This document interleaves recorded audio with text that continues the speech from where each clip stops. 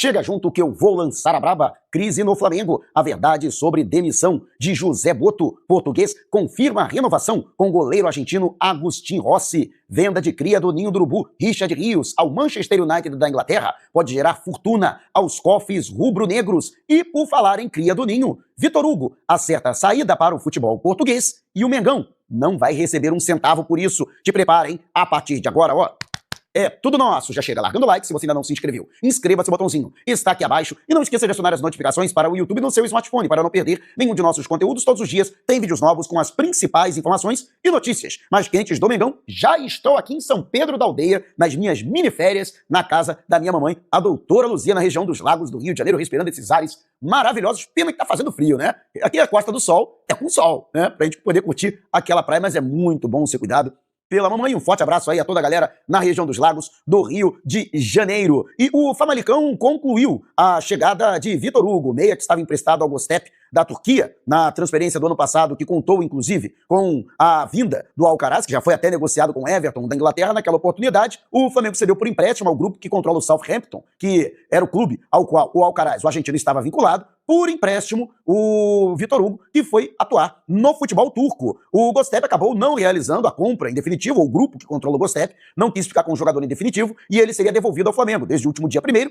ele voltou a ser jogador do Flamengo, já que tinha contrato em vigor. Embora, até numa pergunta minha, o técnico Felipe Luiz tenha confirmado que contava com o Vitor Hugo, esperava ter o jogador para reforçar, para ser mais uma alternativa para o restante da temporada, isso não aconteceu. Vitor Hugo não participou de um treino sequer, sob o comando do técnico Felipe Luiz, já que antes mesmo do seu retorno ao Rio de Janeiro, o Flamengo já conversava com o Famalicão no sentido de encaminhar a transferência do atleta e, em definitivo, o Flamengo cede 50% dos direitos econômicos para o Famalicão, ele passa a ser jogador do clube português e o Flamengo não será compensado em um centavo sequer por ceder estes 50%. Vitor Hugo, que ainda com 17 anos, apareceu muito bem entre os profissionais do Flamengo pelas mãos do técnico Dorival Júnior, se tornou o titular da equipe alternativa que disputava o Campeonato Brasileiro, enquanto a equipe principal disputou a Libertadores e a Copa do Brasil, inclusive, que o Flamengo conquistou naquela temporada e se notabilizou bastante. Chegou a receber sondagens de grandes clubes da Europa, mas o Flamengo naquela oportunidade também não recebeu nenhuma proposta concreta, mas também resistiu bastante em negociar o jogador. O problema é que na temporada seguinte, 2023,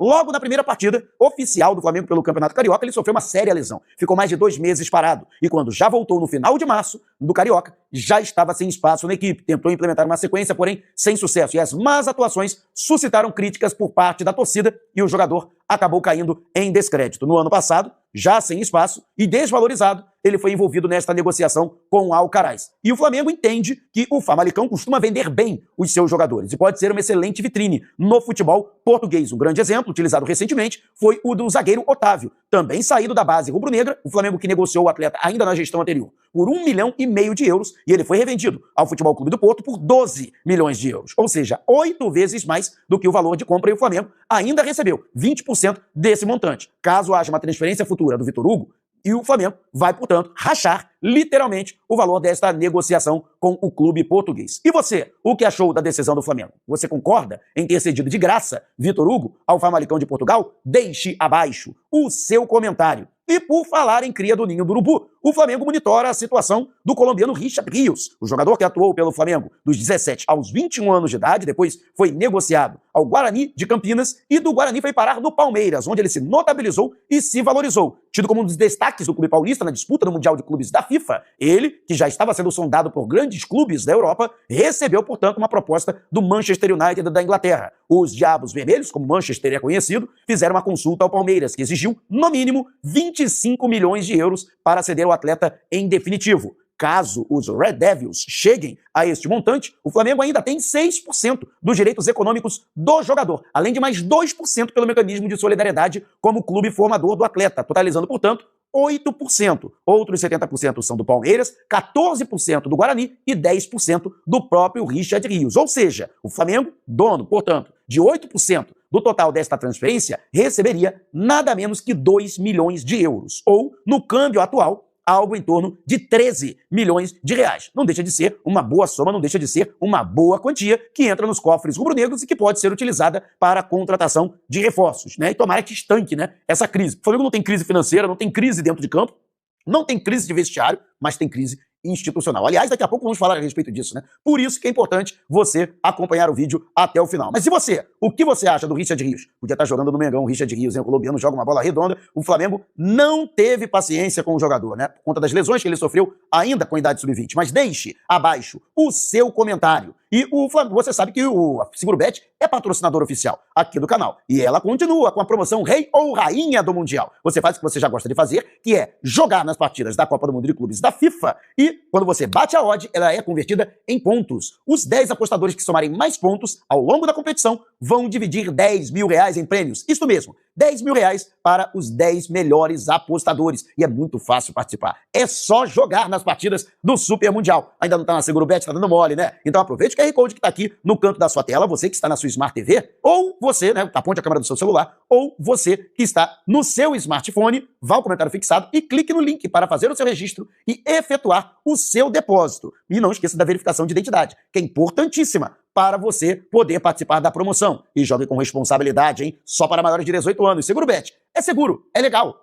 Pode apostar. E o Flamengo, cujo diretor técnico de futebol, José Boto, que está num clima de instabilidade no Ninho do Urubu, mesmo assim ele segue com as decisões na cúpula do futebol. E uma delas, consolidando a informação que trouxemos aqui em primeira mão, no excelente trabalho de apuração do colaborador Bruno Lemos, a renovação com Agustin Rossi. O jogador, apesar de ter contrato com o Flamengo até dezembro de 2027, a princípio o seu staff estava disposto a fazer uma renovação longa aí até 2031. No entanto, a diretoria vai aumentar em um ano o período do contrato, ou seja, até dezembro de 2028, e Rossi receberá um aumento de salário. A diretoria do Flamengo entende que o jogador, por ter aumentado a sua importância nas últimas partidas realizadas na temporada, ele que desde o ano passado já vem demonstrando ser um goleiro de qualidade, mas realizou excelentes defesas nas partidas pelo Campeonato Brasileiro, né? E também teve uma boa participação na Copa do Mundo de Clubes da FIFA. Então, isso acabou suscitando o desejo da diretoria do Flamengo em renovar o contrato do Rossi. Rossi, que chegou a ser sondado, inclusive, por clubes do exterior, clubes da Itália, por exemplo. Buscaram informações a respeito do atleta na apuração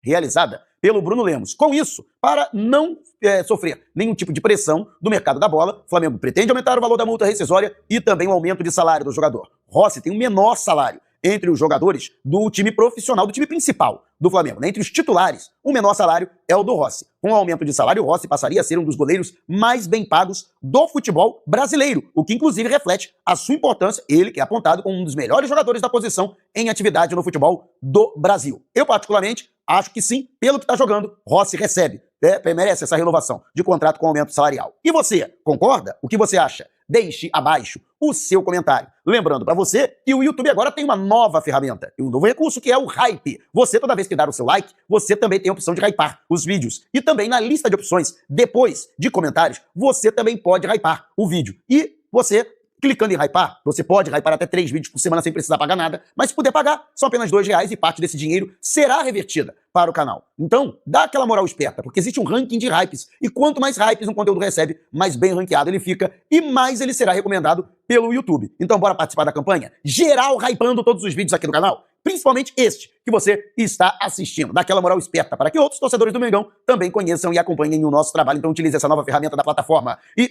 agora tá uma crise no Flamengo, né? Lamentável isso, cara. Flamengo bem no Brasileirão, classificado para as oitavas da Libertadores, classificado para as oitavas da Copa do Brasil, fez uma boa participação na Copa do Mundo de Clubes da FIFA e a gente falando em crise no Flamengo. Lógico, a crise não é dentro de campo, né? Nem no vestiário. É uma crise institucional. E sim, a crise. O jornalista Diogo Dantas trouxe a informação de que, por conta da instabilidade provocada nas últimas situações que aconteceram no Flamengo, o diretor técnico do futebol, o português José Boto, não descarta pedir demissão. Então, nas apurações internas que eu pude fazer, sim, houve um certo constrangimento nas situações que aconteceram, como, por exemplo, a exposição que aconteceu por conta do meu xará, o Mauro César Pereira, ele que publicou prints de conversa com uma pessoa do alto escalão do futebol do Flamengo, confirmando que poderia vender o atacante Pedro por 15 milhões de euros. Informação essa que acabou sendo rechaçada de maneira oficial pelo clube a mando do presidente Luiz Eduardo Batista, que foi inclusive atrás de saber quem foi esse integrante do departamento de futebol que teve essa conversa com Mauro César Pereira e descobriu quem foi e tirou satisfação de quem foi. Outra situação que também causou profundo desgaste, principalmente por conta da pressão externa, já que a parte da torcida e até mesmo integrantes dos grupos de sustentação do BAP fizeram críticas à possibilidade da contratação do irlandês Mickey Johnston, do West Brom, da Inglaterra. Tanto é que a diretoria acabou dando para trás e desistindo de contratar o atleta. Inclusive, isso repercutiu muito negativamente na imprensa europeia. De qualquer forma, foram interferências que foram feitas de forma política, ou seja, que partiram diretamente de fora do departamento de futebol para dentro do ninho do urubu. Claro, o regime é presidencialista, BAP tem a caneta e ele pode fazer o que ele bem entender. Foi democraticamente eleito no ano passado. O próprio BAP chegou a dizer, durante a cerimônia de posse, na entrevista coletiva que ele concedeu em 18 de dezembro do ano passado, na sede rubro-negra, na Borges de Medeiros, de que ele não tomaria decisões no futebol. O máximo que ele faria, caso fosse necessário, seria vetar decisões tomadas no futebol rubro-negro. E foi o que ele fez. Ele vetou, por conta da pressão externa, a contratação do Johnston. Sei que tem muita gente que estava torcendo o nariz para esta contratação, principalmente pelos valores envolvidos, 5 milhões de libras, ou o equivalente a 37 milhões de reais. Muita gente achou muito dinheiro para uma contratação que estava vindo como uma aposta, e não um jogador que chegaria, ou pelo menos teoricamente não chegaria, diretamente para brigar por uma condição de titular, mas para a composição do elenco. E é claro, BAP não teria respaldo profissional nenhum. Foi uma decisão política do BAP. E repito, apesar da decisão ter sido tomada em ser uma decisão legítima, já que ele é presidente do clube, mas foi uma decisão tomada por conta de pressão externa. Então, lógico que é uma questão que, sim, causa uma desestabilidade dentro do departamento de futebol e causa também um clima de... o que eu posso dizer? Não apenas o constrangimento, mas o José Botto começa a sentir um certo desconforto no cargo. Agora, se isso vai culminar ele pedir demissão, aí não se sabe até que ponto, ele pode pedir demissão, pedir o boné dele e meter o pé. Mas o que eu posso dizer é o seguinte, pelo menos na apuração que eu pude fazer, o contrário não deve acontecer, ou seja, a diretoria demiti-lo. BAP não pretende demitir o José Botto. Então, se houver uma saída, necessariamente essa saída aconteceria por parte do português. Até porque tem contrato, o contrato é longo do José Botto, com o Flamengo, e há um valor de multa rescisória. Se o Flamengo mandar o Botto embora, terá que pagar a multa para ele.